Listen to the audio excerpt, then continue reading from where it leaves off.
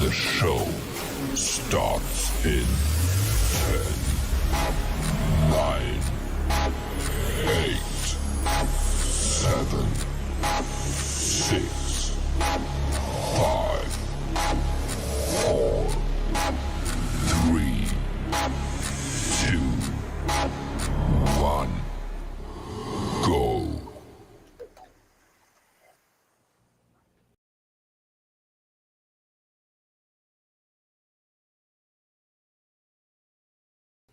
And we're back with another episode of the Lakers Fast Break podcast.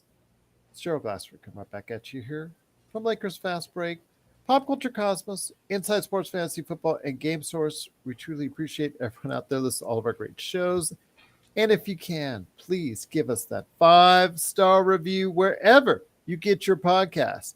Plus, if you can like, share, subscribe, follow, or do whatever it is that you can to support us right here at the Lakers Fast Break, Pop Culture Cosmos, Game Source, Inside Sports Fantasy Football, the great folks at LakerHolics.com. Go ahead and check out LakerTom and Jamie Sweet today at LakerHolics.com. Also as well, our good friend Joe Soro, who said he would try to make it today for today's show. Go ahead and check out what he's doing at LakersBall.com. It's Ox1947, and of course, everything that he does for Simblades with a Y.com. Also, go ahead and please like and subscribe today to really help us out.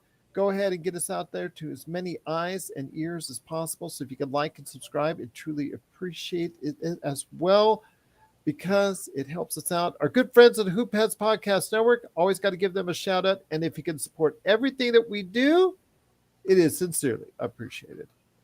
The Lakers closing out this road trip looking actually pretty good, coming off 2 games in a row, winning streak, and everything seemed to be going well. The Lakers coming back into shape. Around the corner, you've got Austin Reeves getting healthy, so he'll be here hopefully as early as next week, and everything is starting to look good.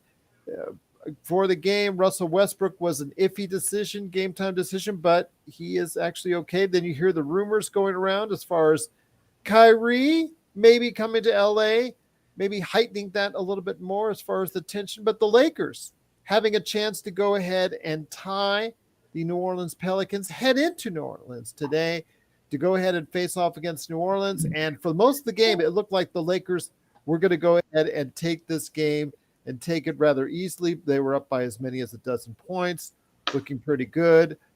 But some questionable rotation decisions down the stretch in the third quarter brought the Pelicans back, gave them the kind of momentum they need. A very, very questionable decision at the end of the third quarter by Wenyen Gabriel cost us some points, some badly needed points that we need. And unfortunately, the fourth quarter, we just could not make up the difference all the way through. We stayed close, but close only counts in horseshoes as the Lakers do fall 131 to 126. LeBron and AD gave you outstanding games. Didn't get as many contributions as I would like to see, but the Lakers still with Anthony Davis at 34 points. LeBron James, 27 points. Also as well, Russell Westbrook had a little bit better shooting game, even though he was under the weather with 15. And then you had Lonnie Walker chipping in with 11 and Torrey Brown with 13, but unfortunately was not enough as the defense decided not to show up today and with any consistency. The lack of rotational, good decision-making on the part of Darvin Ham, I think didn't work in the Lakers' favor today. I thought not staggering, once again, as I brought this up on several occasions, we're not staggering LeBron and AD properly in and out of the lineup. I think really hurts the Lakers, and with those non-LeBron AD minutes when they're both out of the game, it really is not a pretty sight, and that unfortunately came. I think that was the difference right there. The 6 points you lose was in those minutes, and the Lakers unfortunately fall 131 to 126. Another small 3-guard lineup at times, which I know has got to frustrate a lot of people. And here today to talk about today's game, good man indeed. He is the mastermind behind LakerHolics.com. He's the #1 Lakers blogger that's out there. I'm hoping to get Sean Grice back. He must be the internet gremlins, but it is LakerTom. LakerTom, great to have you here, my friend. A very disappointing loss. I know you said it's just another game. That's no big deal. What's more important is the trade. I know that's what you're most focused on, but still, this has got to be a game where, like, this is one of the many games we could have had and should have had, but unfortunately didn't get. Yeah, it is a disappointing game in a sense that, like so many of the games that we've lost that have been close, it was a game we should have won.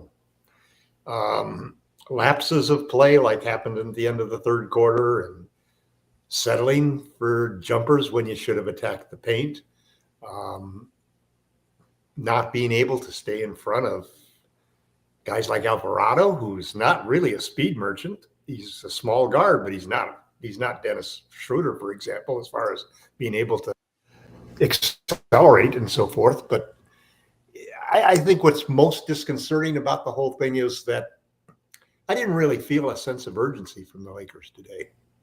It wasn't like this was really, was this a playoff level game? I mean, I thought we approached the Knicks game like it was a playoff game. We really came out and it was effort. Here we got off to a slow start in the first quarter. We got off to a slow start in the third quarter. We got off to a slow start in the fourth quarter. And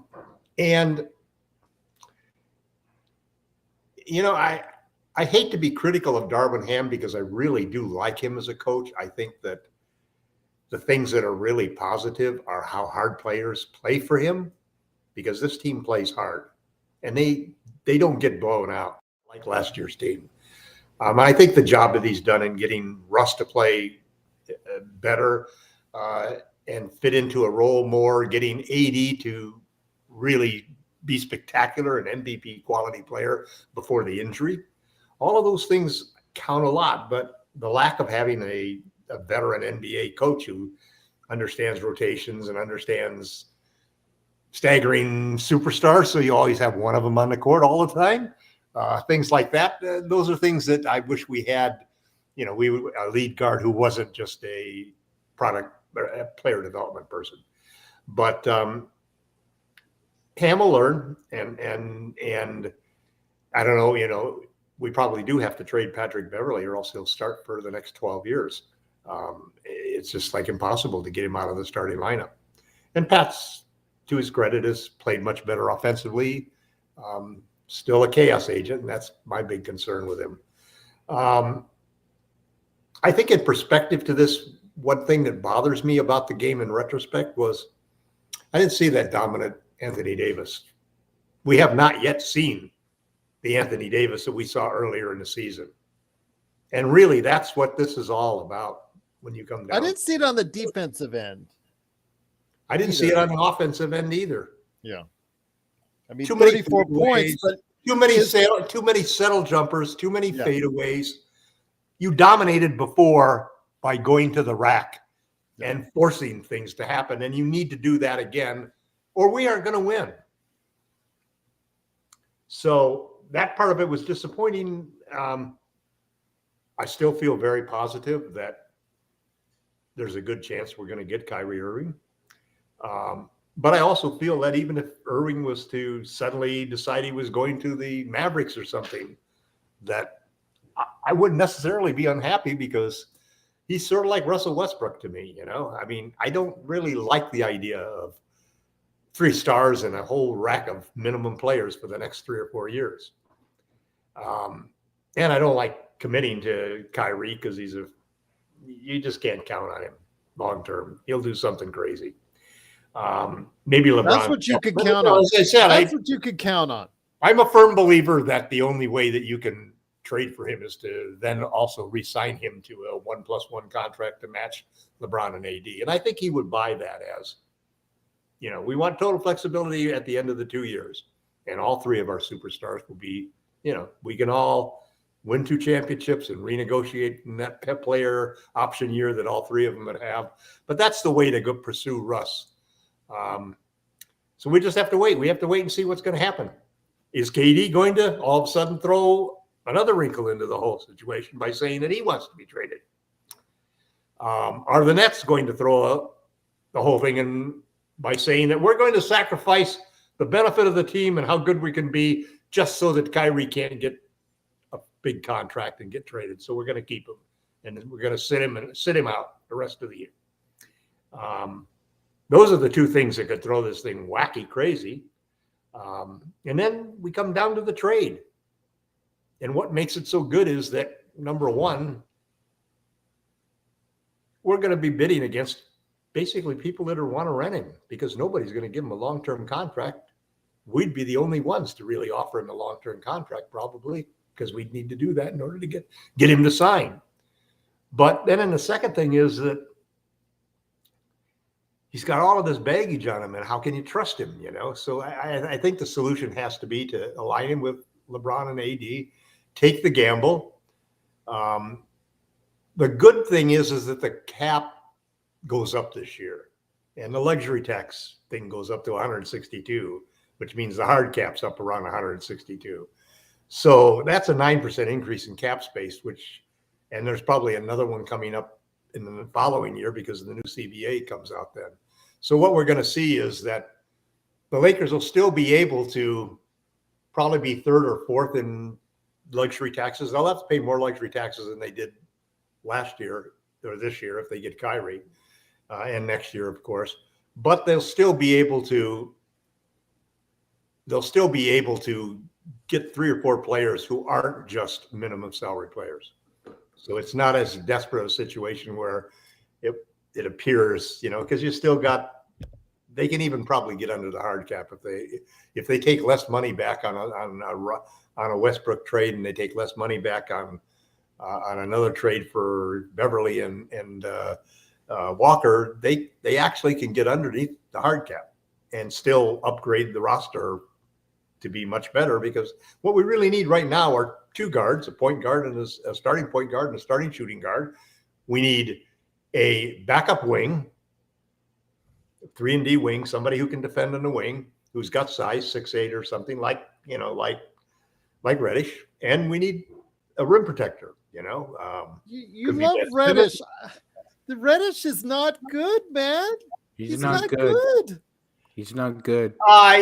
He's again. You're talking about a guy that is making like $5 million, and he was a lottery pick, and he hasn't produced so far. But he's also playing for a coach who's a very prejudiced coach and very, very easily biased against players and have certain talents. And he's fallen into the doghouse there where he's getting any do not plays. But he basically is a player who has talent, and the Lakers and most of the other teams chasing him believe that he's exactly the type of player that you're able to get for a good price simply because his own coach has denigrated his value down so low by not playing him that, this is a guy that was a lottery pick. They gave a first-round pick to trade for, and now the Bulls don't even have him playing. I don't understand why Beverly was trying to guard a real wing. He's our wing stopper. You haven't heard that? I know, it's ridiculous, isn't it? Well, let me ask you this. Okay, when you say AD, I think people are talking about AD. AD did have a good game, 34 points on the books, but offensively, what was his plus minus? What was his plus minus? His plus minus, looking on it, I don't have it right now on me on this one on my mobile. So I got it right here. Okay, because you can see it on the thing. But what I'm saying is that with AD, it's just appearances. Sean, am I right on this? And by the way, MagicMan, Sean Grice is here as well. The man from Toronto, the madman from Toronto, the guy who just can't get out of Toronto. Davis was 0. His plus minus was 0. Oh, he's just getting out of Toronto traffic right now while he's working on his camera. But LakerTom, it just seems like with AD, he had several opportunities to really take command of this game. He had a good game.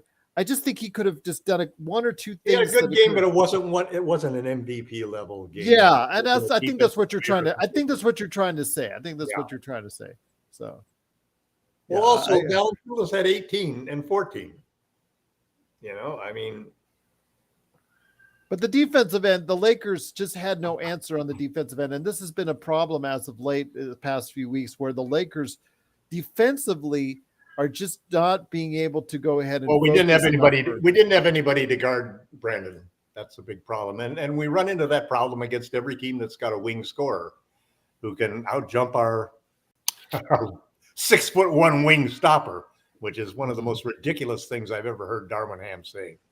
And he continues to stick Beverly out there.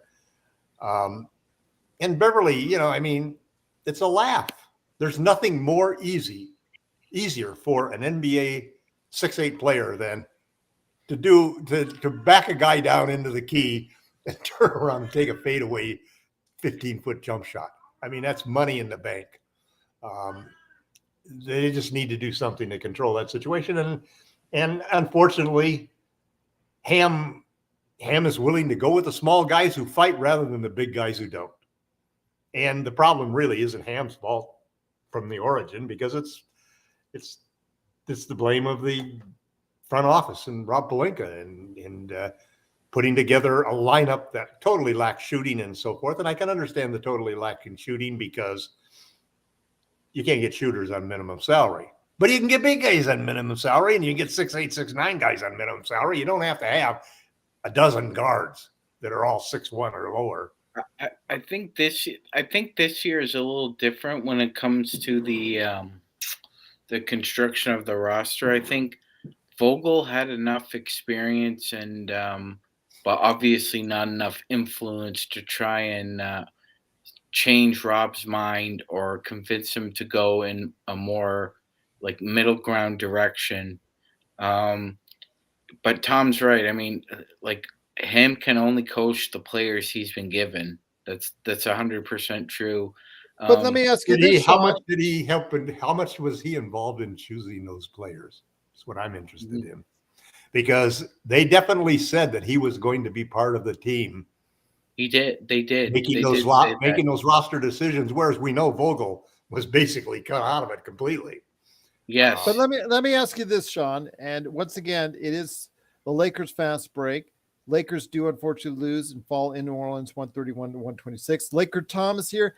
And the madman from Toronto, the guy who just can't get out of Toronto traffic, is also here today after some fixing around. We're seeing different parts of his house I didn't even know existed. It is Sean Grice. And Sean, great to have you here, my friend. You're a major part, you and Tom. And big shout out to Nick Molina, FL24.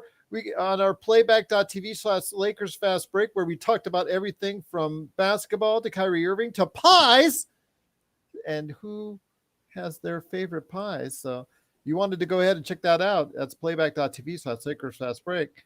But when it comes to today's game, you see the points where this team is so frustrating, where you can take advantage of a team like this that has lost 10 in a row, that you had down by as many as 12. You've got to go ahead and put the pedal to the metal and just get it done. And you have no excuses as far as injuries, or you've got virtually all your entire team. You have the resources to go ahead and get this done. But the problem is, Darvin Ham, these rotations, these non-LeBron AD minutes at the end of the first and third quarter, they absolutely kill us, don't they, Sean? Oh, 100%, Gerald. We're like the same word came to both of our minds when they both went out the first time. Stagger. Why aren't you staggering them? Keep one of them on. One of them rests for 2.5, 3 minutes. So maybe just before the tail end of the first, you sit LeBron. AD sits, 11, 10 minutes into the second. LeBron comes back in. AD comes back in with 6 or 5 minutes left. That's what needs to happen. They both can't go out at the same time. It's a lot like when you're when you have a wingman at a club and the wingman finds a pretty girl for you, but then all of a sudden you get distracted by something, and then 3 minutes later your wingman is leaving with the woman he was supposed to get to you. That's kind of what happens with the Lakers. What? We gave you a 12-point lead, and now we're down by 4? Or we had an 8-point lead, and now we're down 6. It can't happen, especially when you're missing 8 free throws or you have 15 turnovers, or you can't make a three to save your life. Like, that's usually in the recipe with our losses. They either can't shoot and or they're turning the ball over. Or if they're not turning the ball over and they can't shoot, it's like today, Gerald, like what Nick was saying on playback. I think he wanted to say it was like death by 1,000 cuts, but I'm not sure if you ever heard it before. He also said the slow leaking. He used your analogy on the slow leaking. Yeah, I mean, that 12-point lead, that definitely was leaking oil there. It's almost as if the car's leaking oil and you get out of it and you still watch it roll down the street and it disintegrates into the ground. I had a science teacher who told me that once happened to his minivan. Juan, got much love for you and truly appreciate you watching it and listening. But, for a guy like BI, yeah, AD could cover him in a playoff setting and would want to go out in the perimeter for cover, but he's not going to do that during a regular season game. You can't ask him to do that. No, you can't ask him to do it in a regular season game. You also can't, Thomas Bryant can't guard BI outside. I would have liked to see Hachimura. Yeah, Hachimura. Let's see what Hachimura. You got the guy in a trade. Yeah. See what he can do. Yeah, Hachimura. That's the guy you need. That's I thought. That's why he's our starting wing. So why was he on here's just a little tiny note to add to what was different about this game than any other game, and why it may have seemed funny. 3 guys are being talked about being traded on the Lakers. How did those 3 guys play tonight? Russell Westbrook, -4. Lonnie Walker, -8. Patrick Beverley, -10. Those were the 3 lowest plus minuses on the Lakers. There was a great article by Sam Quinn 2 days ago that said, okay, even if we're not making trades, it's time that we need to reduce the reliance upon the guys who are leaving. Juan, okay, let me go this. Let me say this, because Juan still doesn't have a great idea about regular season versus playoffs in regards to why AD is not guarding BI. Okay, let me just put it to you this way. They do not want to, a guy like AD does not expend that kind of energy on defense unless it's inside in the interior. He does not go and guard out on the perimeter for 20, 25 minutes a game. You're not asking him to do that. If in a playoff setting, sure, you're going to go ahead. Had Ben Simmons. Yeah. Or if he had Ben Simmons. But, Juan, it's a matter of common sense. Now, come on, Juan, please. We love you being part of the show, but yeah, are you kidding me when you say stuff like that? So come on. Yes, can he guard BI for a series, for a play and whatnot? Yes, he can guard it, but he's not going to go ahead and do that unless it's like a final play, last 2 minutes, or you really want him to do the lockdown during a playoff series. They just don't do that with a player like AD during the regular season. The issues also come with Darvin Ham not staggering these guys out so that there's not a LeBron or AD on the floor at all times. So you're kidding me, Juan, but I've got much love for you and much appreciation that you're watching and listening to what we're doing. But also here today, he is here after all. Good man indeed. AD is actually in the perimeter all 4 quarters, but that's on the offensive end. Yeah, it's a little different than the defensive end, but that's okay. It's okay, Juan. Yeah, we know you're watching. We appreciate you watching again the game and also us as well. So, yeah. Also, you've got a center who can score. We scored 18 points and 14 rebounds. Somebody's got to guard that guy, and we only got one guy who can do that, which is AD. Yeah. We definitely. We also didn't have anybody who was willing to break down the defense because Jonas Valanciunas was their only tree available tonight. He wasn't out. He wasn't in there. And they just decided they're just going to chuck up a bunch of threes, take a couple off. Did AD get, how many points did AD score in the 4th quarter? Did he get any inside shots? I don't remember.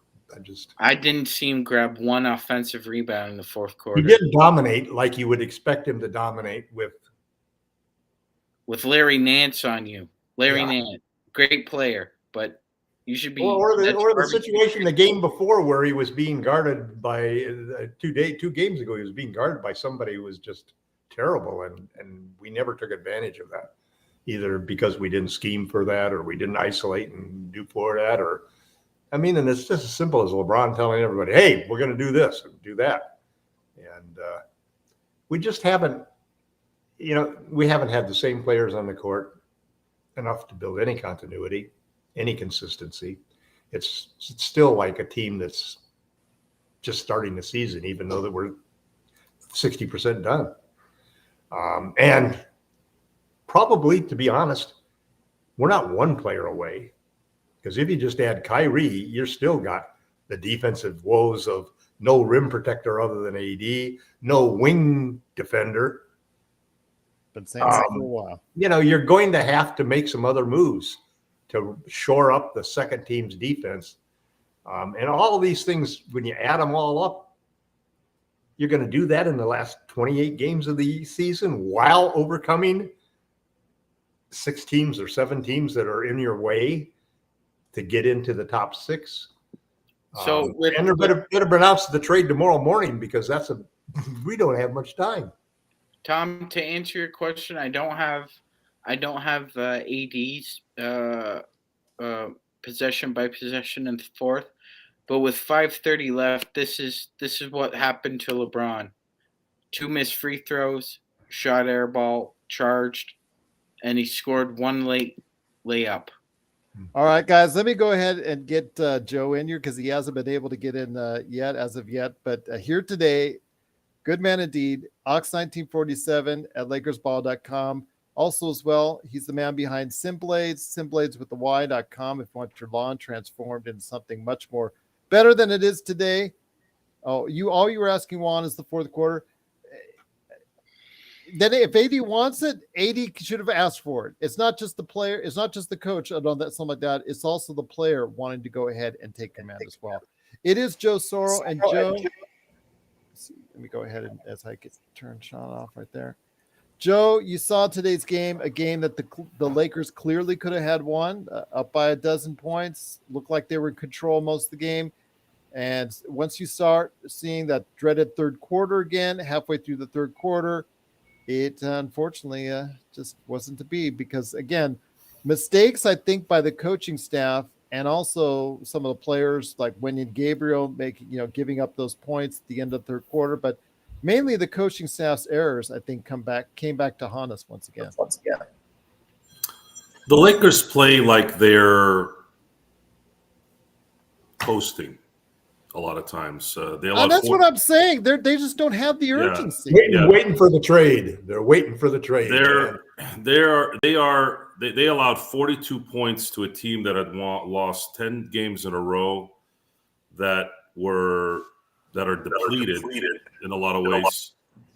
And you almost get to a point where if they don't care, why should we care? And then you compound that with the fact that Darvin Ham is not likely the right coach for a team like this. There's just too much pressure. There's too much relevancy in the organization to win.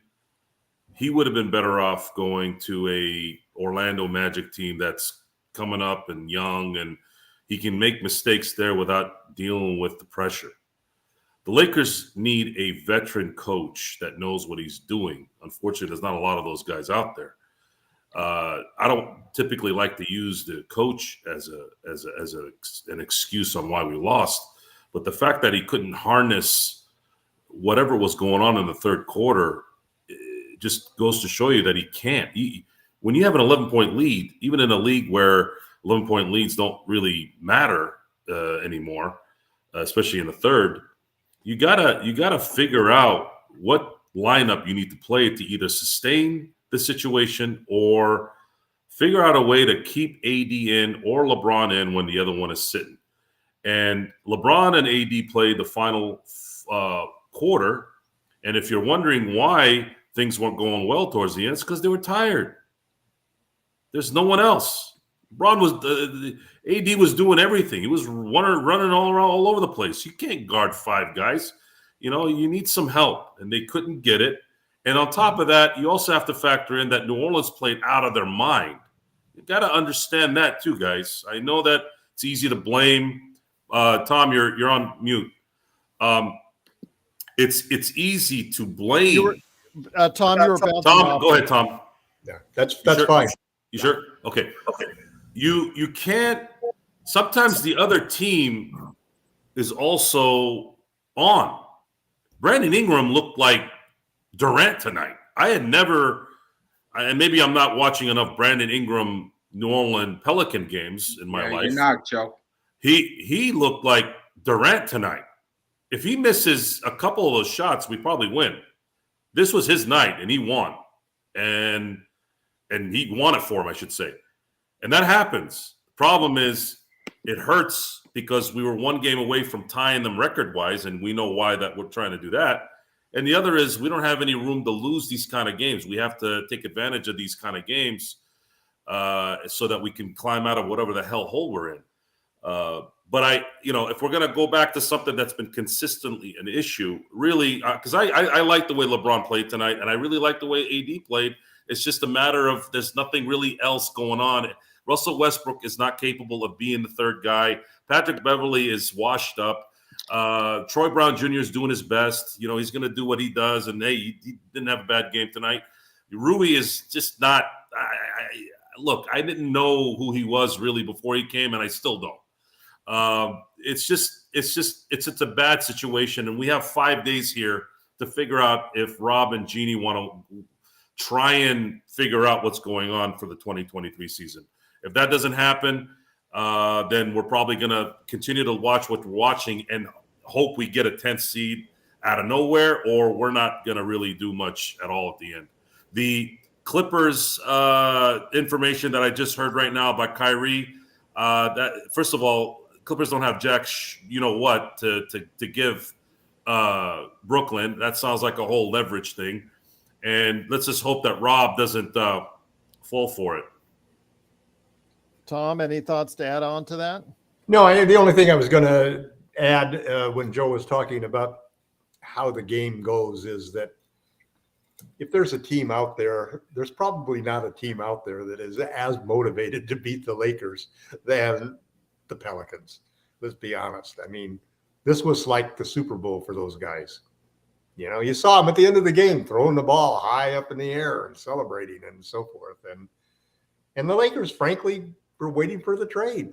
It's going to be a problem the next couple of games, I don't think it's just a coincidence that the lowest 3 plus minuses were the 3 guys who were being talked about being traded. It has to hurt their pride. I mean, you can tell yourself it's just because you're wanted, but the fact that somebody else wants you is because your team doesn't want you. That's why you're on the trade market.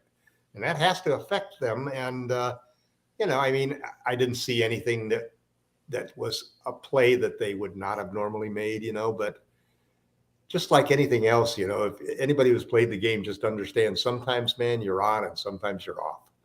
And those 3 guys, they weren't on tonight. And also to Ham, and again, I understand everything you're saying, Joe, about Darwin, and you're right. For a rookie coach to be thrown into this situation, it's a pretty remarkable decision by management to go with him. So, but I do like what he's doing, and I do like the fact that he didn't play Russ in the 4th quarter. I'll take a little victory everywhere we get it, and I didn't see the 3 little guards in the 4th quarter either. How much? Well, we did see it enough though in the 3rd quarter with when they broke it out of the game, and that did enough damage as is. But how much on Russ is the fact that he did come in sporting a illness early on? He was under the weather and was a questionable decision game time. How much do you think late into the decision? I wouldn't be surprised if Russ didn't play the next game for some nefarious reason. Okay. I mean, what does it get you? The closer you get to him going, it becomes a difficult situation for him to handle with the press and everything, and especially if he has a bad game. or if he has a great game. I mean, there's just so much drama that can be attached to that situation. And I think this team needs to get away from the drama. They need to get to consistency and continuity and do away with the chaos, man. The chaos bringers have got to go. You cannot. I mean, I'll tell this one thing for Darvin Ham, Joe. Try to run a team when you've got two superstars and you've got two wild cards like Dennis or like Pat Beverly and Russell Westbrook, who are going to just do things that are just so crazy.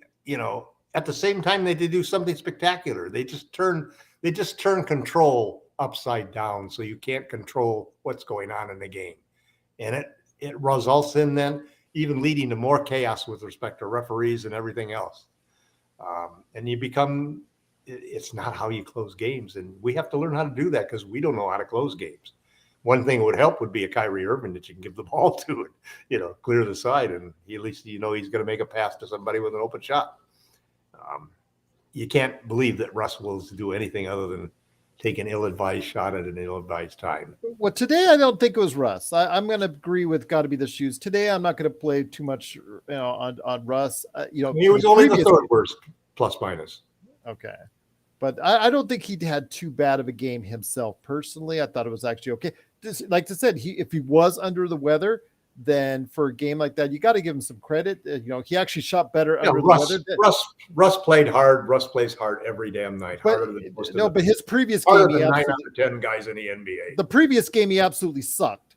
Let's put it out there, right there for you. But I think that Russ maybe I don't think it's Russ is the major issue for today's game. Reason why we lost. I think the major reason why we lost is just these rotations are coming to haunt us, and these end of the third quarter are just where you just lose that lead. We met a team that played better than that played better than we did and wanted it more than we did, and we were worried about other things.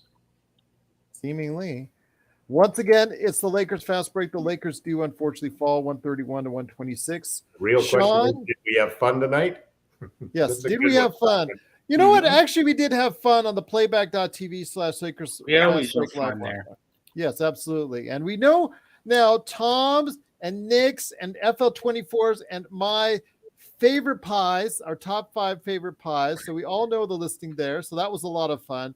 And Tom's favorite snacks. He finally got a chance to weigh in on the snacks. But Sean, getting back to the game and all the seriousness of that, it's just the fact that it is not about being serious. It did not seem, even when the Lakers were up by 12, it just did not seem that there was a sense of urgency. The Lakers, I thought, we know the trade's going to save us, Gerald. Well, again, we're hoping the trade is going to save us. Is really what I meant. Please, Tom. After all the times you've been, and I'm not saying it to be mean or anything. After all the times you've been wrong about this, they're going to make the trade in. Please, let's just go to hope. Let's just go to hope. Yeah, I'm glad you're going to hope on that. But when you see tonight, Sean, this team could have gotten some focus just a little bit for a 3 to 5 minute stretch. They could have blown this thing wide open and never looked back. Yeah, Gerald. They're 25 and 29 now. Could be 29 and 25. They could be with here, there, and everywhere with calls and that. But honestly, when you look at a lot of these 29 losses, nearly half of them are because there are 2 or 3 minute stretches where either they're completely inconsistent offensively and or completely inconsistent defensively. And with all due respect, it's not due to a lack of AD and LeBron not being in the lineup. They're outside of AD's injury, he's still in the lineup there when we're just choking these games away. And, I'm not sure how much goes on with film, Gerald, because I doubt that LeBron at 38 will practice as hard as he could play now. I don't think we can have that expectation. Well, So hardly ever practices. Part of exactly, it. Tom. This is Tom. Tom, Once a week, you get a practice. Tom, this is another problem that you have with the CBA is that they don't get enough practice time, They won't reduce the number of games either because that's and they won't reduce the number of games. So you know what? I believe you have to have at least 4 days off every month. Why not just say no back-to-backs for the whole year and stretch the season out a little longer? Because that's a problem too. A rookie head coach on the fly is having trouble juggling rotations drilled, and he doesn't get the practice time that he really needs. And you know what? I understand that's a complaint of every coach at every level. We don't get to practice enough. But quite honestly, they really don't. They really don't. Compared to the other three major sports, basketball has severely limited, for whatever reason, its importance and frequency on practicing. Joe, I wanted to ask you guys this. I'll start off with Joe. I mean, Juan and Z have a good point. Yes, of course, AD can guard, and Juan is like, he's 29. Why can't he go ahead and go out there and have enough energy to guard BI out on the perimeter?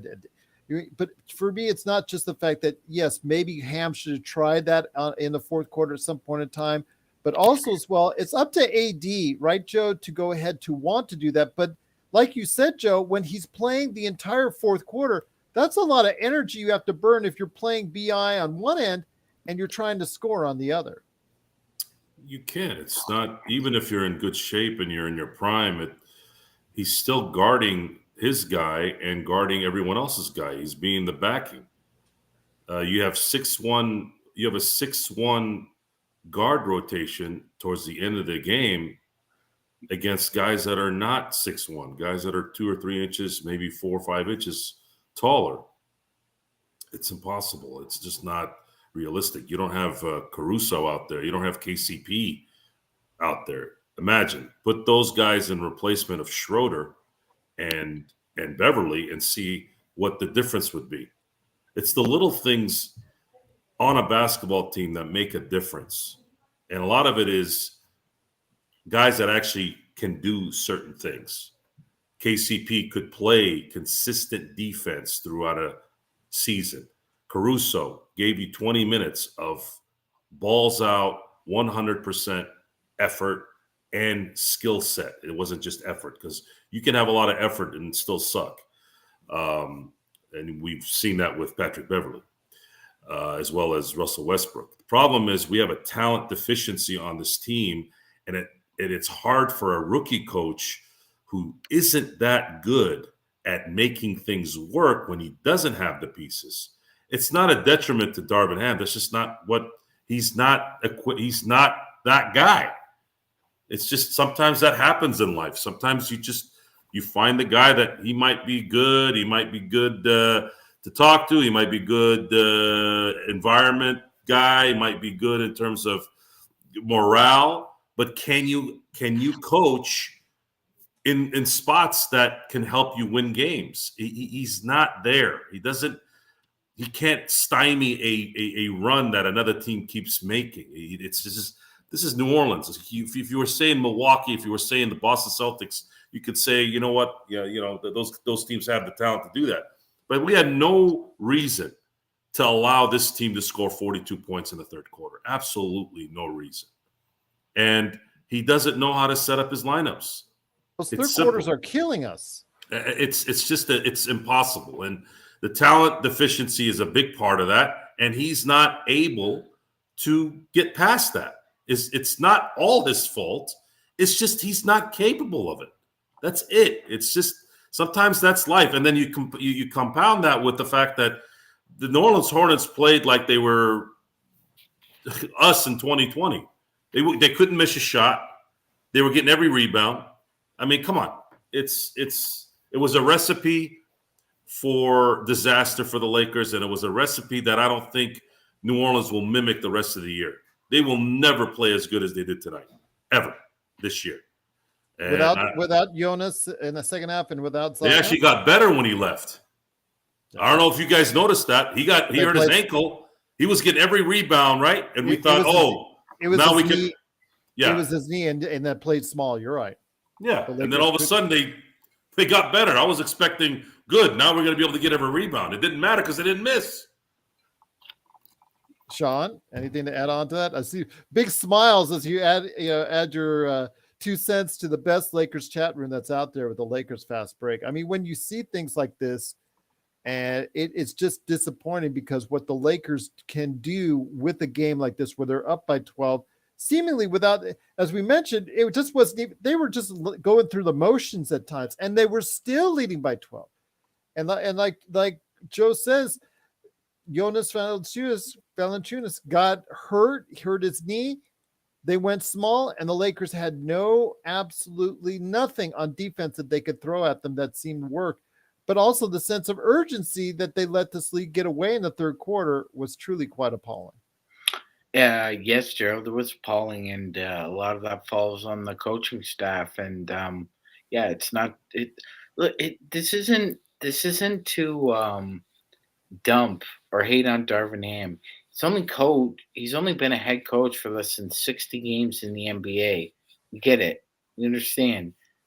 You got to take the lumps here, but you also want to see a coach, even in his rookie year, get better as the season goes on. I mean, not to bring it up, but Ime Udoka got better and better as the year went on with that team last year.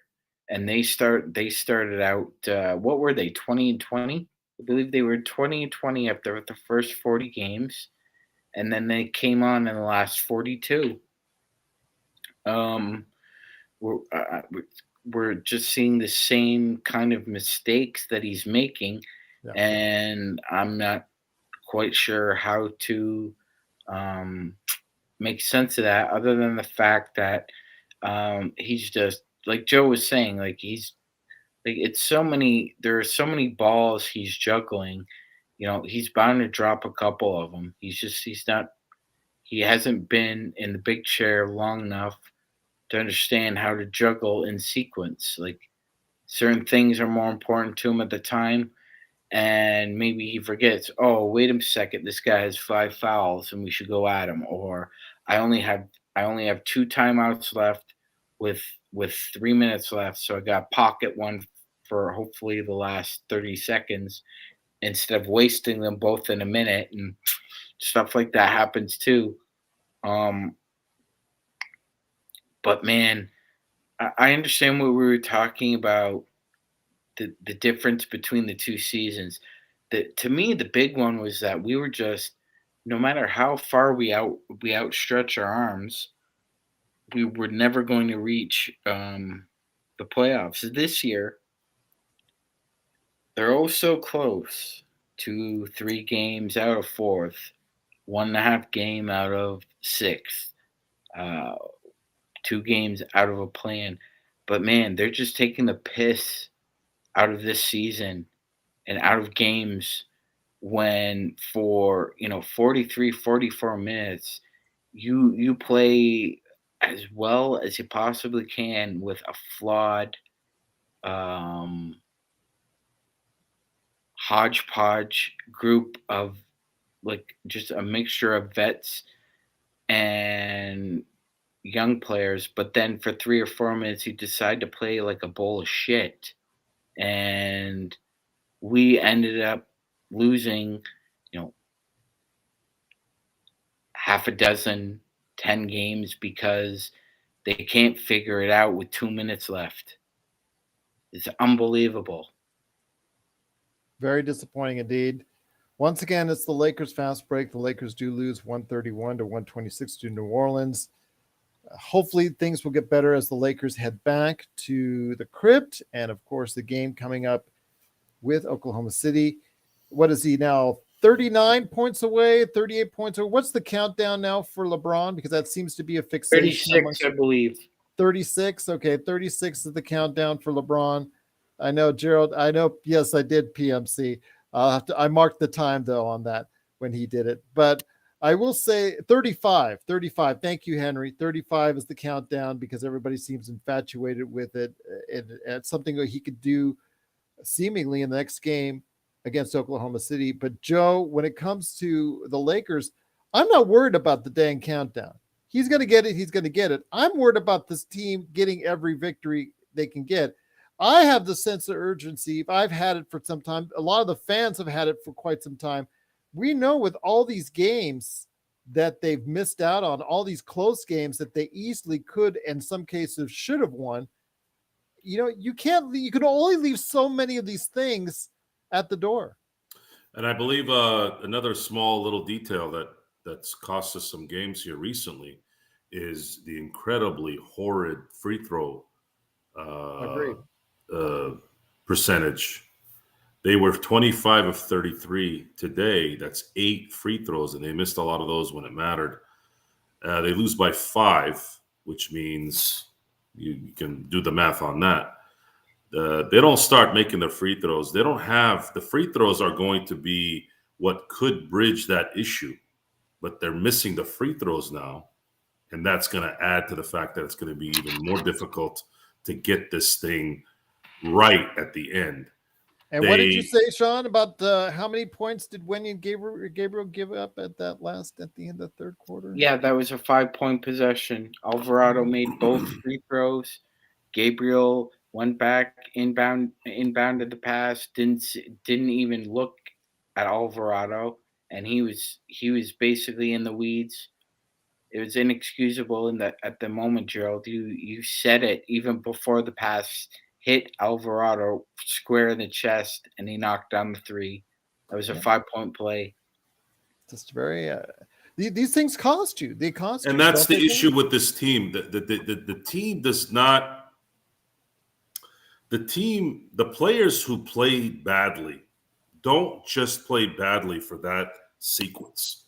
It's a avalanche of bad return. So, excuse me. Wendy and Gabriel allowing 2 points to be scored on him is one thing. It's different when you turn it over and you just cost the team 5 points in a matter of 3 seconds. Imagine that. I want you to think about that for a second. 3 seconds, you cost your team 5 points. That happens a lot. Happens a lot with Westbrook. I'm sure if you went to Westbrook's log, if you just paid attention to his effectiveness during a 48-minute game, you will see many 5 and 6 point swings off of one bad possession. Just one. And that is a big problem in today's NBA, especially since it's faster, there's more plays, people are running down more, they're making shots from anywhere.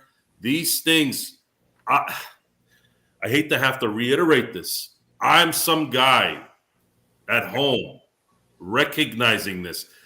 I get that you don't get a lot of practice time, but don't you think common sense at some point, you're there. We're over here and we're seeing it. When are you going to start figuring that out?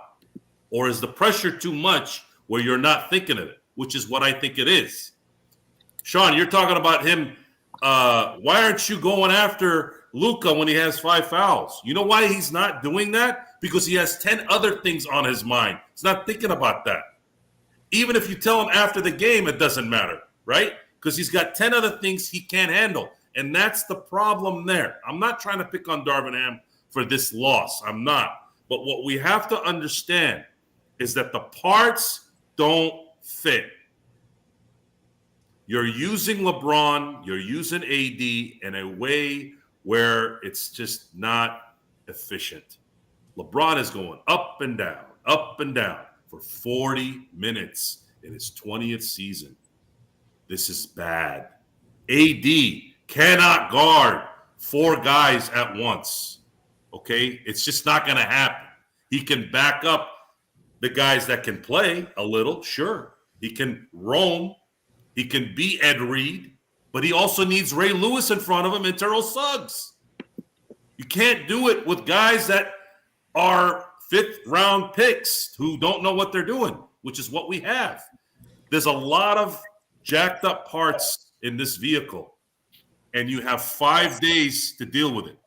At least get something into this car that can help everyone. Now, Darvin Ham, I'm sure, can ride the ship if the talent is right, but he's not capable of adapting to talent that's inefficient in certain spots.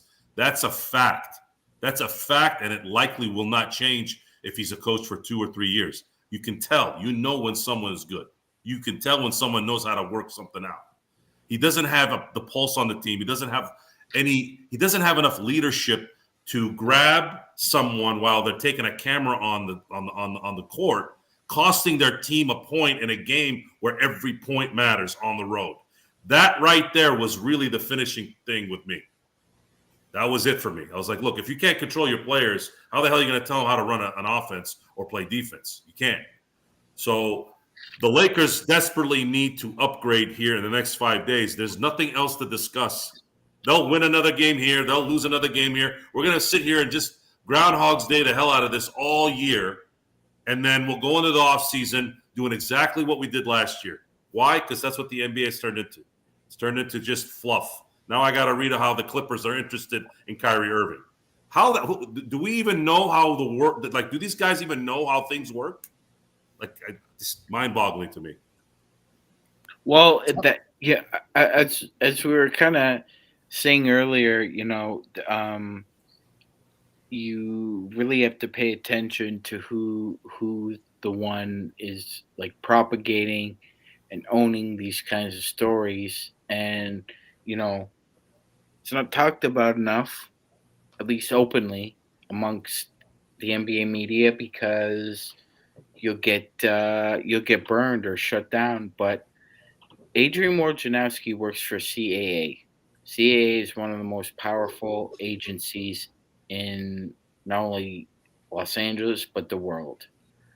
Sean Marks is also repped by CAA. Adrian Wojnarowski is not only an NBA reporter, he's an agent of chaos. And one of the objectives designed is to make sure that not only do you fill the void with, like Joe was saying, crap, because it's total crap that they can afford him. They can't. Not in this planet, in this universe, at this time. But that's what his job is. That's what his job is, to try and get the best deal for Sean Marks.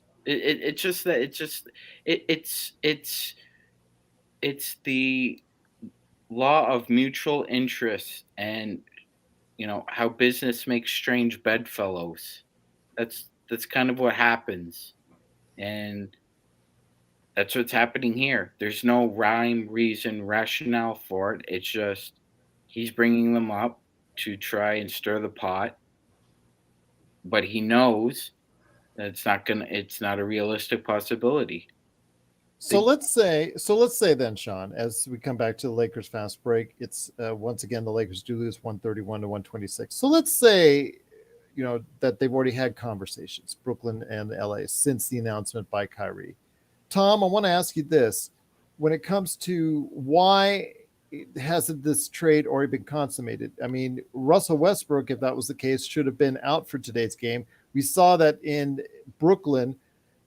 There was a leg soreness issue with Kyrie, so you could go ahead and say maybe he was just sitting down because of all the trade rumors and whatnot, but obviously it cost his team because they got destroyed today. But when it comes to what we're seeing, why hasn't this trade already been executed as of yet? There's still obviously something that either the Lakers are not giving them or that the Brooklyn wants more of in order for the trade to get done.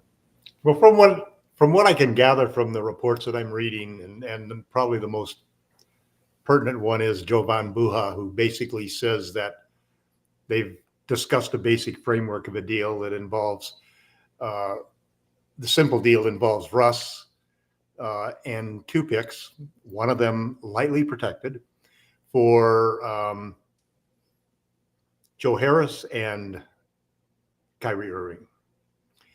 The thing that is holding the trade up is that the Nets want to make sure that nobody else besides the Lakers is really willing to do more than pay a rental fee to get him. And secondly, they need to find out what KD wants. Okay. And the general thought is that they will then turn to the Lakers and say, okay, we need you to take one of those picks and take one of those picks and go find us 3 players that'll help us improve. 3 players like maybe Fred VanVleet and, Gary Trent Jr. and Chris Boucher, or Malik Beasley, and, all those sets of players that the Lakers have been going to trade one of their picks for. Well, Sean Marks is a lot dumber than I thought he was. Well, they feel that they can still compete because they have Kevin Durant, and they feel that they have to compete and show that they can still build a championship team because Durant is the thing they can't lose. I know. I understand that, Tom, completely. But why? Almost, Gerald, almost. Why would you give the task of going on a talent scavenger hunt to Rob Pelinka? I think that's the dumb mistake. Well, here. If that's true, there's a thought that you're saying that they could consummate the trade and then go out on their own with the 1 pick and trade it. And basically that's the argument for all of these idiots who keep saying that pick is worthless because it's 6 years away. As soon as that pick is created as an unprotected pick, it'll be the hottest trading chip around. Oh no! I'm with you there. That's why it's. Really, I wish they would do it that way, but I think they'll start first the other way. Yeah. That's why look, ladies and gentlemen, it doesn't take much to run one of these organizations. You don't need a lot of education, according to the report we heard. One Sean Marks is saying, "Oh, Rob Pelinka, oh, that great basketball mind. Oh, he's going to go out on a scavenger hunt for me and find some talent." Well, really? No, but look at the reality, though, Sean. Who's been going? Wait, Rob has been going around to every team in the league, trying to see what he can get for 1 pick and 1 pick and $20 million worth of expiring contracts. He's been doing that all over the league. So it's whether it's the Pistons deal, whether it's the Raptors deal, or whether it's the Spurs deal. Those are one of those 3 deals will get turned into, will be shoveled off to the Nets to improve them. And one of the Nets will give up one of those picks to that team. That's what's going to happen. Well, it should be noted here, and a lot of Brooklyn Nets fans are saying this, and it's very interesting because this is going to be a big narrative. Kyrie gave them his trade request a week before the deadline.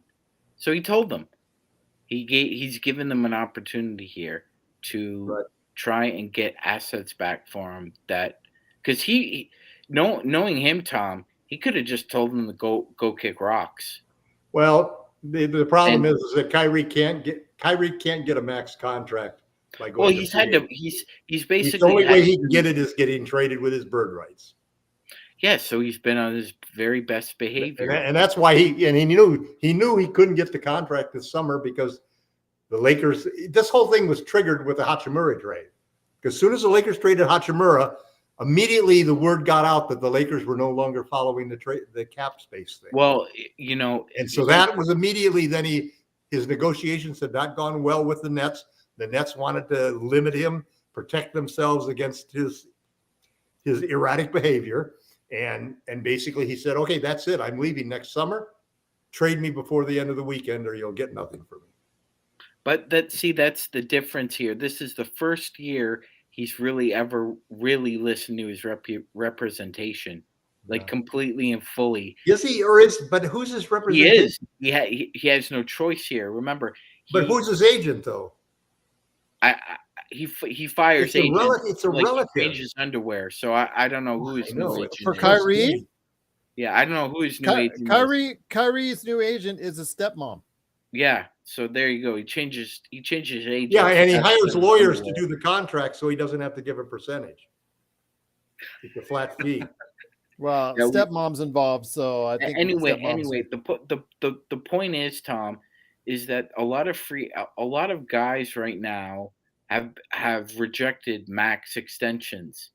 Van Fleet rejected the Raptors extension. Jordan Clarkson has rejected the Jazz extension. Gary Trent Jr. rejected, and we don't know if Jeremy Grant's going to accept the Portland max extension, but we think he will. So no, I'm sure his representation has told him, Tom, that if you did go to free agency, Kyrie, you wouldn't get the max, and you wouldn't get as much. That's as why he he's wants to looking trade, for. so he can get those bird rights, man. I And do the wanna only go- ones who could screw that up are KD and the Nets. The Nets don't trade him, or KD says, I want out too. And then it's chaos. Once again, it's the Lakers Fast Break. Big shout out to Emmanuel in the Dominican Republic. We're just going worldwide with this thing. We've in the last few days we've heard Philippines, Turkey, Canada, just Australia, just so many great people all around the world loving us here at the Lakers Fast Break. But before we head on out, Joe, I know you should be able to go ahead and close this on out because we are one game away, as far as one game left before the trade deadline, because the game on Thursday night is after the trade deadline. And That's going to be the game that LeBron sets the record in, I predict. And we'll be having shows on Monday, NBA observations on, of course, the trade deadline speculation. And we will have a trade deadline special, 10 a.m. Pacific on Thursday. We're looking to go ahead and do that then. So we're looking for some great live coverage for 2.5 hours right there for you at the Lakers Fast Break on Thursday. We're praying there will be a trade before the show, because the show has a miserable record the last 2 seasons. LakerTom, take your blood pressure medicine. Off the air.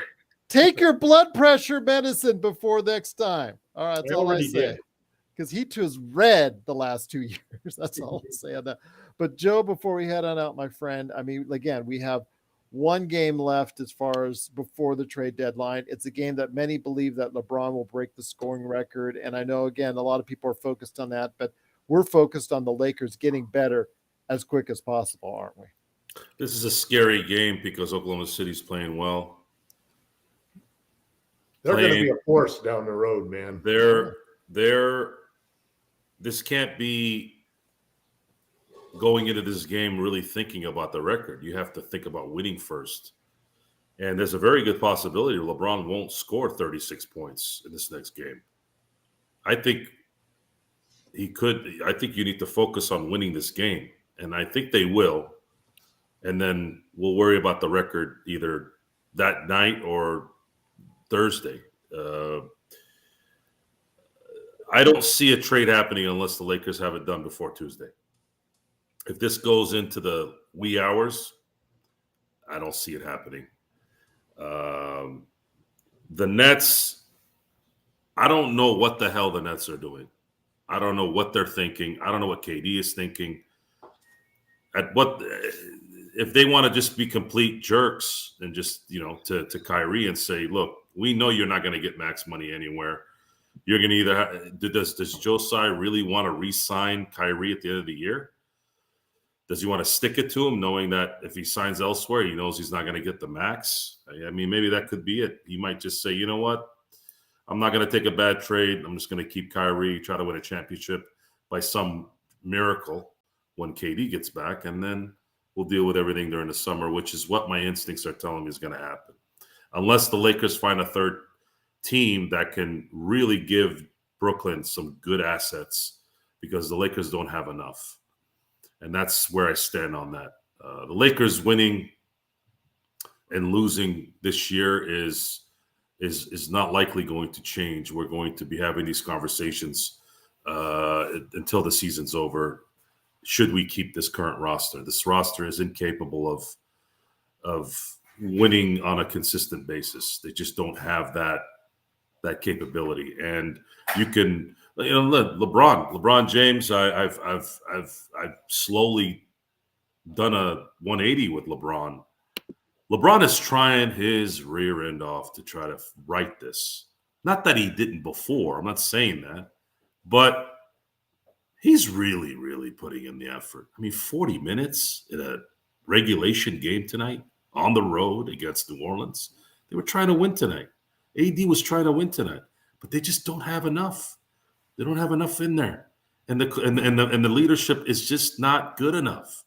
And so, what Chuck Noll used to say, man, Chuck Noll used to say at the beginning of his coaching career, guys, it's not because you're not tackling well, or you're not. It's not about your attitude. It's that you're just not good enough, and we just don't have good enough management upstairs. We don't have good enough leadership at the coaching position, or even X's and O's.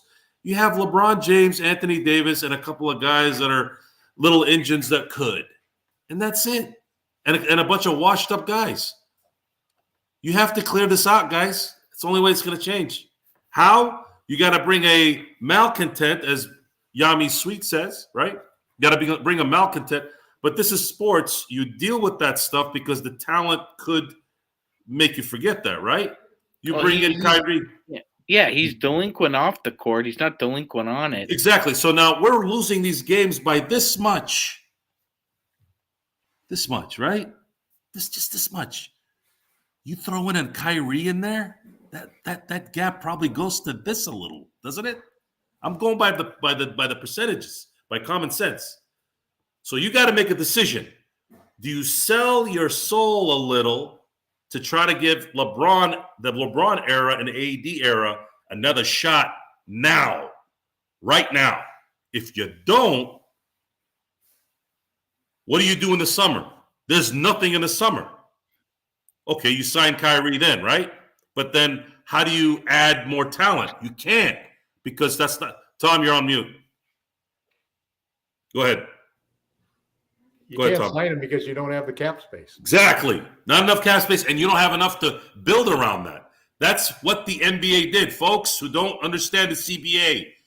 The NBA players wanted a bigger percentage of the pie, which means you have to pay these guys that percentage, which is 50-50, right? Isn't that what the percentage is? There you go. You got to pay. Contracts are the leverage. Draft picks are the leverage. You either have one or the other. If you let Beverly go, you let Westbrook go without doing anything with them, you don't get that money back. You don't get $60 million. That drops down to almost 35. And you don't have trade assets to make You don't have trades. trade assets. You have nothing. So understand what's going on. Understand what's at stake here. You have two choices. Quit. I'm talking about Laker management. Quit on this year and hope for birds to fly into your house and give you luck for next year. I don't know what. Or you bite the bullet. You try to get one more guy in here, and we know damn well Kyrie can be that guy that can close that gap from an on-the-court situation. Off the court, you might have to take that risk. Sorry, Jamie. They're going to have to take that risk if they want to win. End the story. Before we head on out, guys, I do want to thank our awesome chat. You've been incredible. Everyone out there from Salami, John, Jamie, Juan, Zangerstein, Jim, Adam, everyone that's been a part of it. Terrence, it's truly Henry, so many great names. Sovereign, of course, as well. Truly been a great part of what we do here at the Lakers Fast Break. The best Lakers chat room that's right here at Lakers Fast Break. But Tom, I know you've got some things coming up at Lakerholics.com. I've been able to give a shout out as far as I give one every day on our game, on our post games and our shows, but you haven't had a chance to go ahead and just give your reasons why, because you haven't been here in a while, why people need to check out Lakerholics.com.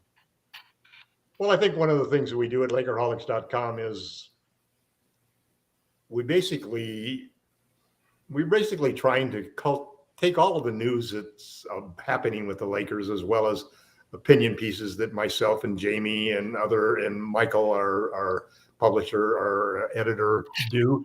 And we try to basically give you a point of view that is intelligent, that makes sense, that opens up the doors for conversation and debate. And everybody treats everybody with a great deal of respect. There's a lot of differences of opinions, and there's a lot of back and forth, but it's all done with a very positive attitude. I think if you watch the give and go between people on Lakers Fast Break. Very similar, Lakerholics.com. And so I invite everybody to come in and see what's happening there. It's kind of funny that this is I really feel for the writers in the NBA who are trying to put together stories, because you are risking so much wasted time right now trying to write a story, because the news is likely to just completely destroy that story. I've written 2 long articles, and they haven't been published yet because I haven't finished them. I've been polishing them. Well, they're not even going to get published because one of them is, who is the best point guard that the Lakers can bring back in a trade? And I did not include Kyrie Irving in that entire discussion. Then the other one is how Ben Simmons and could be the key to a trade with Kyrie, and that's another one that I'm sitting there saying, you write these articles and you get ready to publish them, and then all of a sudden you have to hold them because you just don't know what's going to happen, and things are changing so fast that you can't even update them. So imagine what Jovan Buha, McBennan, and all of those guys are doing. They're probably writing stuff that they're having to change every minute. What's going to happen in the next few days? I think Joe said it pretty clearly. The Lakers have to make this trade. They have to make a trade, because what they have now is not good enough. Okay. Secondly, I think the Nets have to trade Kyrie, because they can't let him walk for nothing, and he'll walk for nothing. It's going to be very hard for him to get anywhere near that money on a sign and trade, because the sign and trade for any team to trade for him is going to hard cap them. And so he needs that trade, and the Nets need to trade him. So the Nets are going to trade him. The Lakers are probably going to get the trade, I think. And it's just going to be a question then of whether or not a third team is involved, or whether or not we give up Austin Reeves and Max Christie. It would be the kind of players that would be exactly what, Well, didn't we decide on the playback.tv, and Joe will like to hear this because he wasn't there this time, is that, we would take on Kyrie and Simmons if you at Brooklyn give us the first. I would, if that's the case. Yeah, no, my hope is for Simmons to be the wild card but what kind of wild card? Who's going to make a bid? Who's going to give a long-term contract to Kyrie? The only possible team is the Lakers. And that should only be a 2-year contract to match LeBron and AD's remaining contracts. So this is why the odds are heavily in favor of the Lakers being the team that's going to trade for him, because nobody else is going to be willing to give him a long-term deal. And nobody else is going to match what we can give, because they're giving him a rental price. And we're saying, we're going to sign you for at least 2 years. Kyrie has no choice. It's a deal that because no team's going to take him unless they feel he's going to sign. And he's not going to sign anywhere. None of these other teams are going to spend enough money to it. It's no different than what it was last time that Kyrie tried to, force a trade. He got permission to go out and seek a trade, and he couldn't find a trade. And then they couldn't find a trade for Durant. The only good thing now is Kyrie's salary. He's only got to pay half of his salary because the Lakers have already paid half of it. So, I think there has to be a trade, and I think the trade has to happen before the next game. The major question, though, is what is Mrs. LT making in the background? Because we've been hearing her go in the kitchen right there. So what's going on? We've been talking about food all day, so I want to hear. Well, she's not doing this right now, but she happened to overhear that Sean has never had angel food cake, so she's going to do an angel food cake and send it to Sean. Oh, that's awesome. Awesome. And you guys have had her cookies before. Yes, very good cookies. Yes, I've had her. Yeah, absolutely. She does her these cookies rock. Cookie campaigns that Chris Tom, I owe your wife, a few hugs. I gotta level up now. I gotta find something that your wife really loves and get it for her. A very nice gift. I received cookies from that beautiful lady, and they were delicious. Yes. Well, she's anybody who meets Teresa will love her. And the reason I popped out, for example, is that one of my duties is I'm her cabana boy. So when she takes a shower, she wants a hot towel afterwards, and I have to make sure I'm listening to the shower going on and go down there and do my duty. Yes, ma'am. Absolutely, ma'am. Right there for you, ma'am. Absolutely, ma'am. But it is the Lakers Fast Break. Hey, LakerHolics.com. happy wife, happy life, man. That's the third time I heard that in 2 days. I heard it Really? with Sean. Somebody Actually, trying to tell you something that you need to know? I went to the store and they said, I was talking about what my wife, happy. I'm like, yeah, well, what I say is, if she's not happy, you don't have a life. Your life is gone. That's for sure. But once again, it's the Lakers Fast Break. I do want to thank everybody for watching and listening. It is LakerHolics.com. Don't forget to go ahead and check out LakerHolics.com. LakerTom's latest article, and Yami Swoot, aka Jamie Swoot, who's been in the chat. I truly appreciate it. You got to get back on the show, my friend. You and John got to get back on the show. Try to get you back in here, especially you, Jamie. Come on in with your thoughts. You've been very, very vociferous in the chat there as far as your thoughts on. We need to make up a Jamie Sweet meme that says no trade, no trade, no trade. Okay, well, I'll let you work on that, but. It is Jamie Sweet and his 5 Things articles. Go ahead and check out Jamie Sweet's articles and LakerTom's articles at LakerHolics.com. Don't forget, Joe Soro is all over the place at LakersBall.com.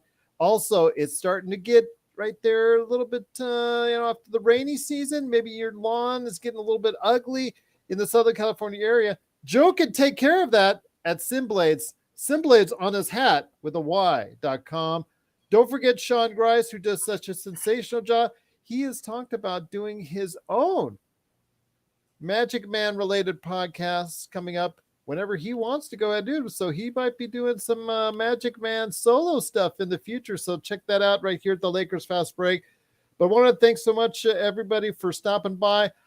Laker Teresa on the next show. Okay. All right. There you go. Laker Teresa on the next show. People are already asking it for Mrs. LT on the next show. I don't know about that one, but that's up to LT and Mrs. LT on that. But I do want to say that we will be back for sure on Tuesday for Tuesday's game starting at 7 p.m. Playback.tv/Lakers Fast Break right there. And then, of course, after the game, the best Lakers post game that's around, that's here at the Lakers Fast Break. I'm trying to get these guys to see if we could do a trade deadline preview on Monday for NBA observations. Haven't had an NBA observations in a while, so I want to see if we can do that. Heading into some more rumors. Is Kyrie going to go ahead and become a Laker if he isn't already? So we'll find out on Monday. We'll hopefully have a show then, but definitely on Tuesday. Guys, MagicMan, any last thoughts before we head on out? Predict when day the trade is going to happen. Everybody. What day do you expect it to happen? Joe? Joe? If there's a trade, it's going to happen probably I'm going to say tomorrow. Sunday night. Sunday night. Tomorrow night? Tomorrow? Sunday night. On tomorrow? If I had to pick, then they can tail end up Monday with a lot of stories for Monday. I was gonna agree with Mr. Soro there. I think any time between like 3 and 7 Sunday night, if it's gonna happen, that's when it's gonna happen. Gerald, want to make it a 4 for 4? You guys like putting like Are you going to be Jamie? No, I think they're going to do the trade regardless of what I think. As far as I wouldn't put all the money into it. I wouldn't put all the draft choices into it. I think they are going to do that. They're at least going to offer it. Whether or not it gets executed, that's up again to Joe Tsai and Brooklyn. My odds are still 60-40 against them actually executing a trade. I really think that they still are going to play hardball with him, and they're going to really try to not give him what he wants because he's done so much to damage that organization over the course of time. I'm hoping I'm wrong. I'm hoping they do trade him to the Lakers, but you got to remember, this is a very vindictive relationship they now have between him and Brooklyn. And they might want to trade him to somebody else than the Lakers. Yeah, they might want to trade him to Houston. They could get back at Kyrie. There's been talking about Houston being a long shot in this. They might want to trade to Houston just to go ahead and mess with him. So, there's so many variables there, and hopefully we can discuss that on Monday's show. I heard somebody suggest 5 draft picks from OKC. There you go. They definitely could spare him. That would go along with the 10 that they're going to offer for Wembanyama. Yep. That's something that they can do indeed. It's going to change. I mean, they have the ability to change the whole. I mean, I think when you look at what Utah's doing, for example, Utah is trying to copy that. They have 13 first-round picks now. Just based on regionality, if Houston and or San Antonio gets that lottery pick, there's no way they're trading with OKC. There's no way a Texas team would trade. Think about it. Think about turning down an offer for 10 first-round picks for a rookie. We'll see what happens, but we'll talk more about this on Monday for NBA observations. I would love to have each of you guys there. Plus, hopefully we get Jamie on and maybe John and some others. Maybe we can get them on too to share their thoughts on what may go on at the trade deadline, plus more thoughts on Kyrie. But definitely going to be here for Tuesday's game, 7 o'clock, playback.tv/Lakers Fast Break. Sign up for free, and you could join us. You could be part of the conversation. We talk about a whole bunch of things to get you through, to entertain you through the game, along with watching the Lakers. So hopefully you'll be able to join us for that. And then afterwards, after the game, of course, will LeBron break the record? We'll find out. But after the game, it's the best Lakers post game, along with the best Lakers chat anywhere around. That is right here at the Lakers Fast Break. So for Joe Soro, LakerTom, and MagicMan, Sean Grice, thanks so much for watching and listening and spending part of your Sunday with us. It is truly appreciated. And I want to go ahead and wish everybody a fantastic weekend. And we'll see you hopefully Monday, but definitely on Tuesday, right here at the Lakers Fast Break Podcast.